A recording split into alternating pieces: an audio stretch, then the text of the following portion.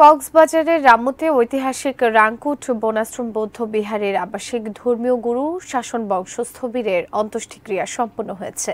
রাংকুট বনাশ্রম বৌদ্ধ বিহার মাঠে এই অন্ত্যেষ্টিক্রিয়া উপলক্ষে আয়োজিত ধর্মসভায় সভাপতিত্ব করেন উখিয়া সংঘরাজ ভিক্ষু সমিতির সভাপতি এস ধর্মপাল মহাথের। প্রধান অতিথি ছিলেন জাতীয় সংসদের হুইপ সাইমুম সরোয়ার কমল এমপি। বক্তব্য রাখেন রাংকুট বনাশ্রম বৌদ্ধ বিহারের পরিচালক জ্যোতি সেন মহাথের। ধর্মসভা শেষে সন্ধ্যা ৭টায় বাঁশ ও রঙিন কাগজে তৈরি দৃষ্টিনন্দন প্যাগোডায় শবদাহক্রিয়া সম্পন্ন করা হয় শাসন বংশ স্থবিরের। বৌদ্ধ ভিক্ষুর অন্ত্যেষ্টিক্রিয়ার অনুষ্ঠানে সমাগম ঘটে হাজারো মানুষের। গত ১০ এপ্রিল বার্ধক্য জড়িত কারণে শেষ নিঃশ্বাস ত্যাগ করেন রাংকুট বনাশ্রম বৌদ্ধ বিহারের ভিক্ষু শাসন বংশ স্থবির।